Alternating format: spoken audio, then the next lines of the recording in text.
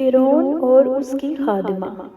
حضور اکرم صلی اللہ علیہ وآلہ وسلم شب معراج میں بیت المقدس کی طرف جاتے ہوئے مصر کے قریب ایک مقام سے گزرے تو انہیں نہایت ہی اعلیٰ اور زبردست خوشبو آنے لگی۔ آپ صلی اللہ علیہ وآلہ وسلم نے حضرت جبرائیل علیہ السلام سے پوچھا کہ یہ خوشبو کیسی ہے؟ جواب ملا کہ فرعون کی بیٹی کی باندی مشاطہ اور اس کی اولاد کی قبر سے آ رہی ہے۔ پھر حضرت جبرائیل علیہ السلام نے اس کا قصہ بیان کیا کہ مشاطہ فرعون کی بیٹی کی خادمہ تھی اور وہ خفیہ طور پر اسلام لا چکی تھی۔ ایک دن فرعون کی لڑکی کو کنگھی کرتے ہوئے اس کے ہاتھ سے اتفاقاً کنگھی گر پڑی۔ وہ اٹھانے لگی تو اس کی زبان سے بے ساختہ بسم اللہ نکل گیا۔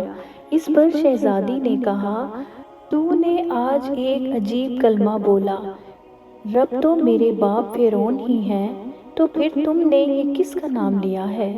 اس نے جواب دیا، فرعون رب نہیں بلکہ رب وہ اللہ ہے جو مجھے اور تجھے اور خود فرعون کو روزی دیتا ہے۔ شہزادی نے کہا، اچھا تو میرے باپ کے سوا اور کسی کو اپنا رب مانتی ہے؟ اس نے جواب دیا، ہاں ہاں، میرا، تیرا اور تیرے باپ سب کا رب اللہ تعالیٰ ہی ہے۔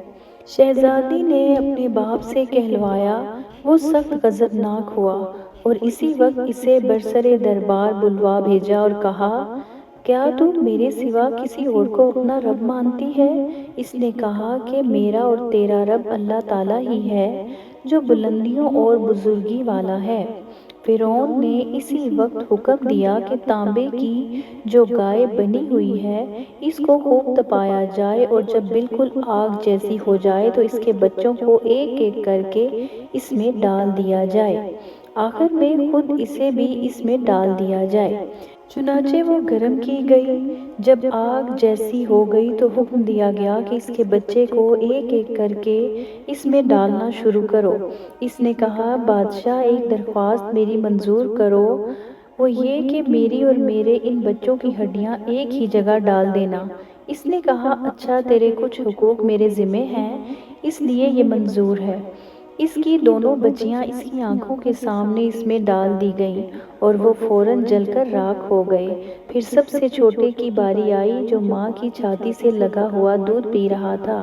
فرعون کے سپاہیوں نے اسے گھسیٹا تو اس نیک بندی کی آنکھوں تلے اندھیرا چھا گیا۔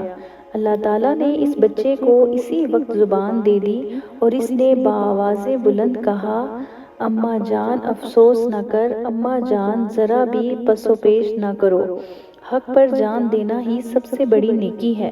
چنانچہ انہیں صبر آ گیا۔ اس بچے کو بھی آگ میں ڈال دیا گیا اور آخر میں ان کی ماں کو بھی اسی آگ میں جلا کر مار دیا۔ یہ خوشبو کی مہکیں اسی کے جنتی محل سے آ رہی ہیں۔ سبحان اللہ۔